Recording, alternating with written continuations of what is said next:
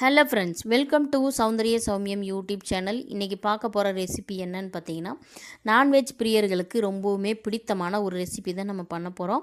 அது என்ன ரெசிபி, எப்படி செய்கிறோம் அப்படின்றத பார்க்குறதுக்கு முன்னாடி நம்ம சேனலை ஃபஸ்ட் டைமாக பார்க்குறவங்களா இருந்தீங்கன்னா நம்ம சேனலுக்கு கண்டிப்பாக சப்போர்ட் பண்ணி சப்ஸ்கிரைப் பண்ணுங்கள். வீடியோ பிடிச்சிருந்தால் லைக் பண்ணுங்கள்.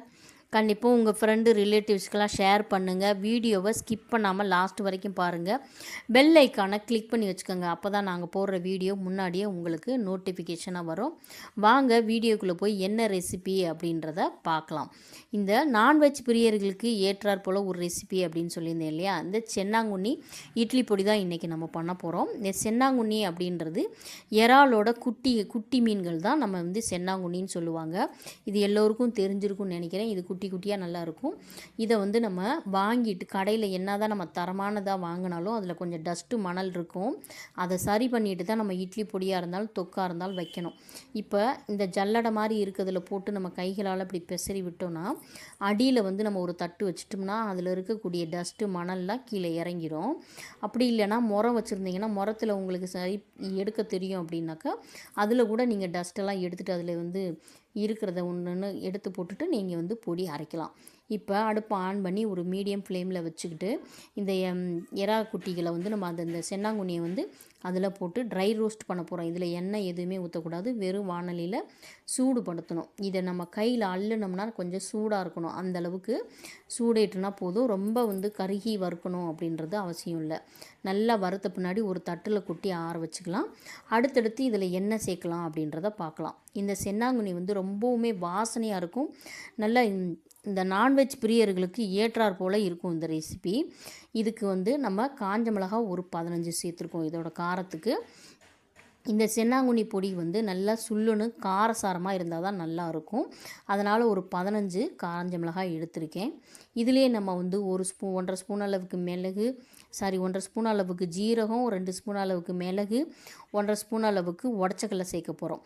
இதெல்லாம் சேர்த்தா கொஞ்சம் காரம் கம்மியாயிடும். அதனால் காரம் நல்லா சுள்ளுன்னு இருந்தால் தான் இந்த பொடி சாதத்துலேயோ இட்லி தோசைக்கோ நம்ம தொட்டுக்கிட்டு சாப்பிட்றதுக்கு ரொம்பவே நல்லாயிருக்கும். ஒரு சிலர் இந்த உடச்சக்கல்லை கூட சேர்க்க மாட்டாங்க. ஏன்னு கேட்டிங்கன்னா இந்த சென்னாங்குண்ணியோட வாசனையை இது டம்மி ஆக்கிரும் அப்படின்றனால எதுவுமே சேர்க்காமல் வெறும் காஞ்ச மிளகா, மிளகு, ஜீரகம், சென்னாங்குண்ணி போட்டு அரைச்சி எடுத்து வைப்பாங்க. அது ரொம்ப டேஸ்ட்டாக இருக்கும். நான் கொஞ்சம் பொடி சேரணும் அப்படின்றக்காக இந்த உடச்சக்கல்ல 2 ஸ்பூன் சேர்த்துருக்கேன். இப்போ ஃபஸ்ட்டு காஞ்ச மிளகா, மிளகு, ஜீரகத்தெல்லாம் அரைச்சிட்டு அப்புறமா 4-5 பூண்டு பல்லோட இந்த சென்னாங்குண்ணியும் போட்டு அரைச்சிட்டு வந்துடலாம். இப்போ மொத்தமாக போட்டு மிக்ஸி ஜாரில் பொடிச்சு எடுத்து வந்துட்டேன்.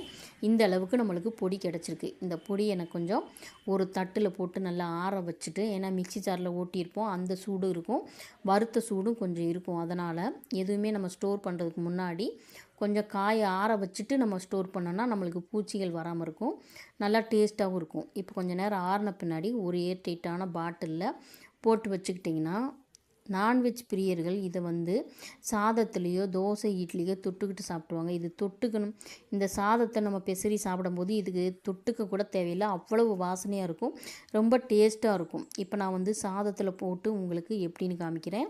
இந்த இதை நம்ம சாதத்தில் போட்டு சாப்பிட்றதுக்கு சைடிஷ் எதுவுமே தேவை கிடையாது.